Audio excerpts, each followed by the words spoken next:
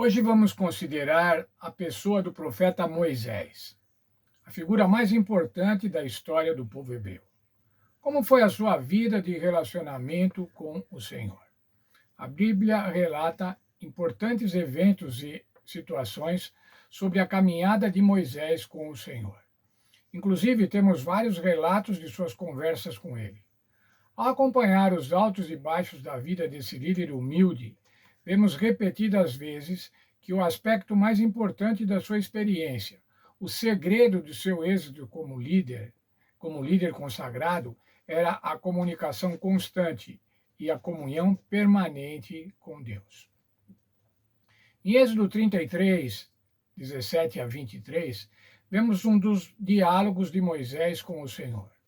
Moisés roga a Deus que lhe mostre a sua glória, após reivindicar a constante presença do Senhor com o povo.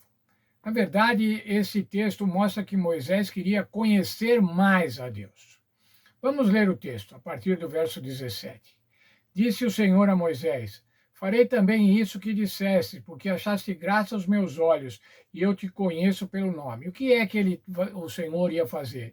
Ia continuar com o povo, não ia abandonar o povo. Então, agora Moisés lhe disse: Rogo-te que me mostres a tua glória. Moisés queria ver a glória de Deus, ele queria conhecer melhor a Deus. Moisés já conhecia o poder de Deus, vivenciado em diversas situações, na sarça ardente, nas pragas do Egito, na travessia do Mar Vermelho, na condição e na provisão no deserto, a água, o maná, na entrega da lei. Agora ele queria ver a glória de Deus, conhecer melhor a Deus, ver a sua aparência. Veja o verso 19.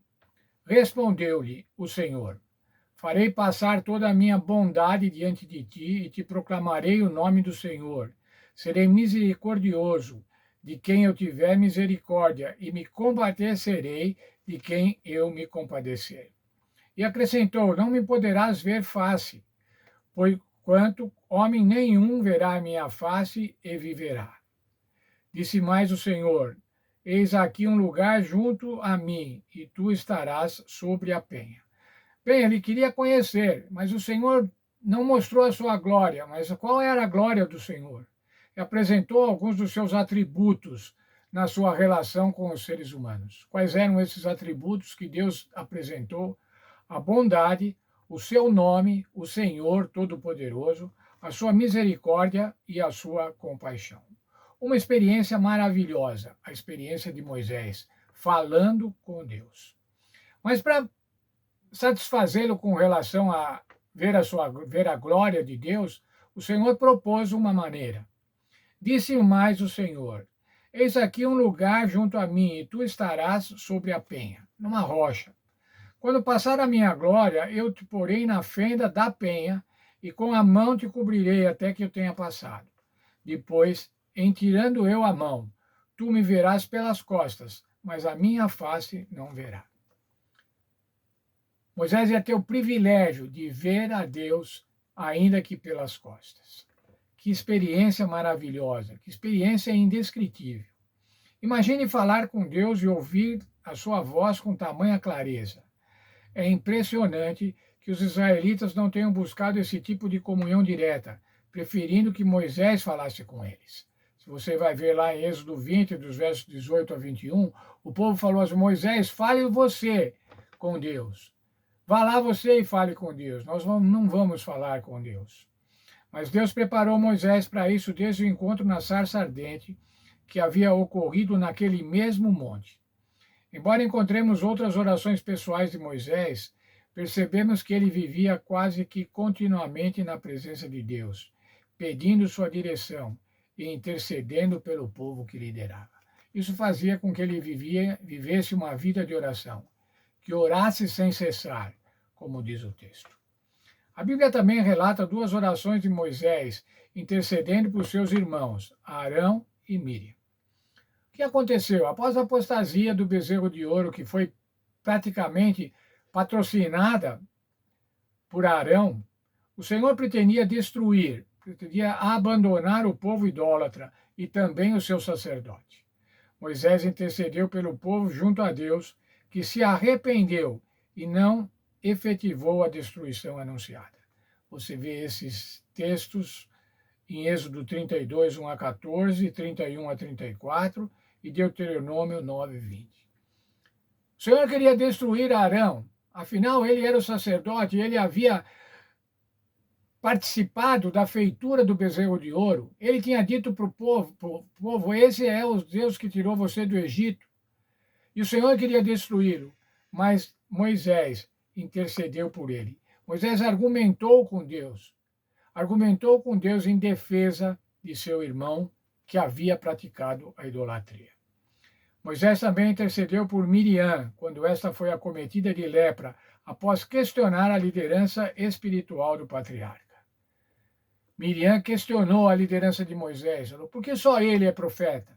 Por que nós também não podemos profetizar? Questionando a liderança de Deus, que Deus havia dado a Moisés. E agora, então,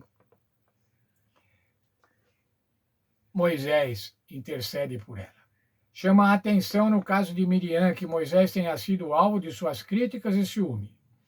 Ele poderia ter cruzado os braços e deixado que Deus aplicasse o juízo a ela, que ela e Arão mereciam. O que aconteceu com ela? Ela ficou com lepra. Ela contraiu a lepra. Em vez disso, Moisés apressou-se em perdoar e interceder pela cura da irmã. Que retrato poderoso da graça perdoadora de Deus, que vê nas atitudes de Moisés, que se vê nas atitudes de Moisés. Em seu estreito relacionamento com Deus, Moisés praticava o perdão. Veja o texto do Senhor Jesus em Mateus 5,44. Eu, porém, vos digo, amai os vossos inimigos e orai pelos que vos perseguem. Texto do apóstolo Paulo em Colossenses 3,13. Suportai-vos uns aos outros, perdoai-vos mutuamente. Caso alguém tenha motivo de que queixa contra outra, assim como o Senhor vos perdoou, assim também perdoai vós. O perdão, irmãos, é uma prática que Deus pede dos seus filhos.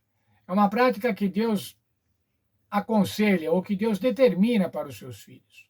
Os seus filhos devem ser perdoadores. A relação com Deus, através da oração. Nós conhecemos a Deus, nós vamos nos tornar perdoadores. Esse é o plano de Deus. Se nós tivermos um estreito relacionamento com Deus, nós vamos ser perdoadores.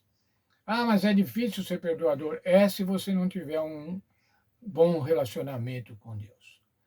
À medida que nos aproximamos de Deus, que nos perdoa, veja o texto na Bíblia, nos salvou quando nós éramos ainda pecadores. O Senhor não esperou ninguém ficar bonzinho para perdoar, para propiciar o plano da salvação.